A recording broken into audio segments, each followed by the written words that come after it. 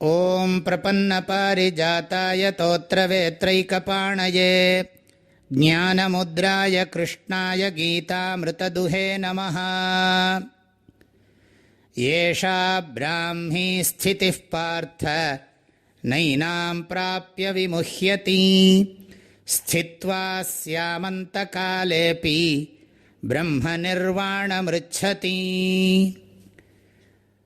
பகவான் ஸ்ரீகிருஷ்ணர் ஸ்தித பிரஜ்ஞ லக்ஷணத்தையும் இந்த 2வது அத்தியாயத்தையும் இந்த ஸ்லோகத்தோட பூர்த்தி பண்ணுகிறார், நிறைவு செய்கிறார். இந்த ஸ்லோகத்தினுடைய விஷயம் விதேக முக்தி என்று சொல்லுவது சம்பிரதாயம்.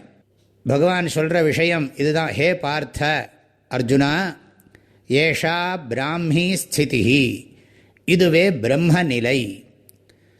அதாவது ஸ்தித பிரஜ்ஞனுடைய நிலையை சொல்கிறார். பிராமி ஸ்திதிங்கிறார். தன்னை ஜீவனாக நினைக்காம ஞானியானவன் தன்னை பிரம்மமாக உணர்ந்திருக்கிறான்.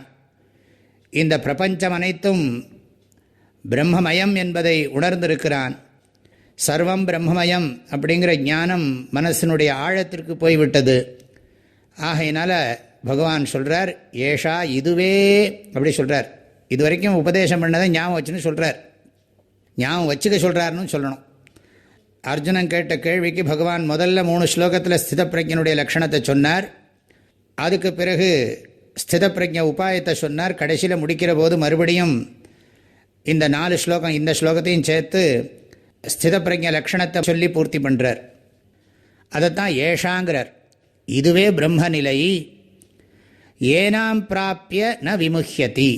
இந்த ஒரு ஸ்திதியை ஒருத்தன் அடைஞ்சுட்டான்னு சொன்னால் மறுபடியும் அவன் மயங்கி போக மாட்டான். முஹ்யத்தின்னா மயங்கிறதுன்னு அர்த்தம். உலக வாழ்க்கையில் மயங்கிறது, பொய்யை உண்மைன்னு நினச்சி விடுறது, அப்புறம் அது பொய்ன்னு அப்புறம் புரிஞ்சுக்கிறது, இதெல்லாம் தான் மயக்கம். முழுமையில்லாத உலக வாழ்க்கையை முழுமையானதுன்னு நினைக்கிறது தான் மோகம். ஆக இந்த மோகத்திலேருந்து அவன் அடியோடு விடுபட்டு விடுறான். ஏனாம் பிராப்பிய, இந்த நிலையை அடைந்து ந விமுஹ்யதி, ஒரு பொழுதும் கொஞ்சம் கூட மயக்கம் அடையிறதில்லை.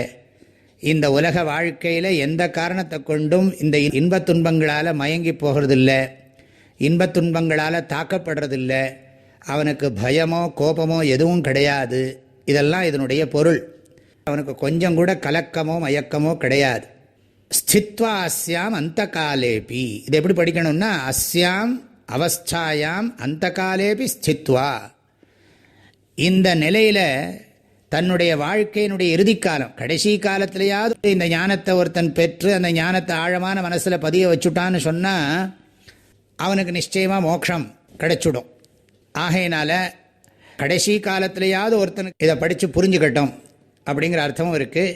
ஆதிசங்கரர் சொல்கிறார், கடைசி காலத்திலேயே ஒருத்தனுக்கு தெரிஞ்சால் மோட்சம்னு சொன்னால், சின்ன வயசுலேயே பிரம்மச்சரிய ஆசிரமத்திலேயே ஒருத்தனுக்கு இந்த ஞானம் கிடைச்சி நிஷ்டன் ஆயிட்டா கேட்கவா வேணும்னு சொல்லி சிறு வயசுலேயே இந்த ஞானத்தை பெறத்துக்கு நாம் முயற்சி பண்ணணும் அப்படிங்கிறத அழுத்தமாக சொல்கிறார் ஆதிசங்கரர் இந்த இடத்துல.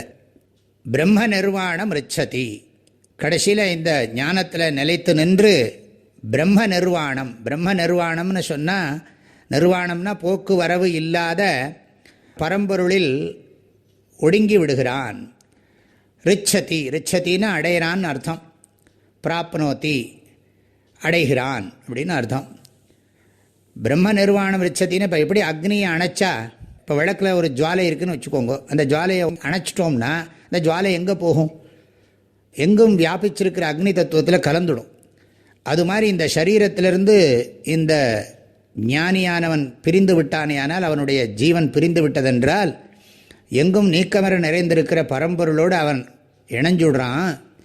எப்படி குடத்தில் இருக்கிற ஆகாசம், குடம் உடைஞ்ச உடனே எங்கே இருக்கிற ஆகாசத்தில் வியாபிச்சுடுறதோ அது மாதிரி உண்மையிலேயே போகிறது வர்றதெல்லாம் கிடையாது. அதைத்தான் நிர்வாணம்ங்கிற சொல் குறிக்கிறது. முழுக்க முழுக்க அவனுக்கு கொஞ்சம் கூட இந்த தோற்றமாக இருக்கக்கூடிய சரீரம், உலக அனுபவங்கள் கூட இருக்காது. இந்த ஞானத்தில் அறிவோடு பார்த்துட்டு இருப்போம். உலகம் தெரிஞ்சாலும் உலகத்துக்கு முக்கியத்துவம் கொடுக்க மாட்டோம். ஆனால் இந்த இடத்துல அப்படி இல்லை. இவனுக்கு இந்த சரீரமும் போய்விடுகிறது, மறுபடியும் அவன் சரீரம் எடுக்க மாட்டான். அப்படிங்கிறதான் விதேக முக்தியைத்தான் பகவான் இங்கே இப்படி சொல்கிறார். இதுக்கு முதல் ஸ்லோகத்தில் சொன்னது ஜீவன் முக்தி, இந்த ஸ்லோகத்தில் சொல்லப்படுறது விதேக முக்தி.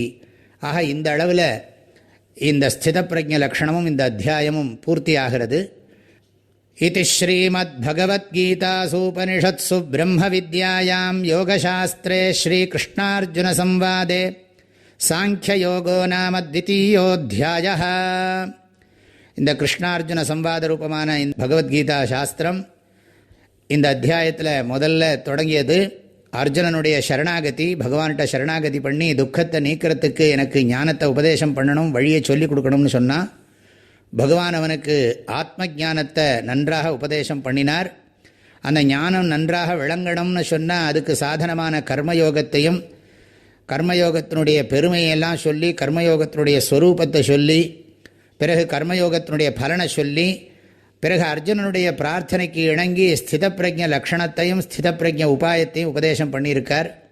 இந்த அத்தியாயத்தை ஒரு தரம் இல்லை, நம்ம நிறைய படிச்சுட்டே இருக்கணும். அப்போ தான் இந்த கருத்துக்கள்லாம் மனசில் ஆழமாக பதியும். எப்படி ஆகாரம் நம்முடைய சரீரத்தை காப்பாற்றுகிறதோ அப்படி இந்த சாஸ்திரமானது நம்முடைய மனசை பலப்படுத்தும், மனசுக்கு சக்தியை நன்றாக கொடுக்கும். எல்லோரும் இந்த ஞான பலத்தோடு மனோபலத்தோடு வாழ்வதற்கு பகவான் ஸ்ரீகிருஷ்ணர் அனுகிரகம் பண்ணணும்னு பிரார்த்தனை செய்து கொண்டு இந்த 2வது அத்தியாயத்தை நான் இந்த அளவில் பூர்த்தி பண்ணுகிறேன். ஏஷா பிராமீ ஸ்திதி பார்த்த நைனாம் பிராப்ய விமுஹ்யதி ஸ்தித்வா ஸ்யாமந்த காலேபி பிரம்ம நிர்வாணமிருச்சதி. எல்லோருக்கும் பரிபூர்ணமான ஆசீர்வாதம், மனமார்ந்த நல்வாழ்த்துக்கள்.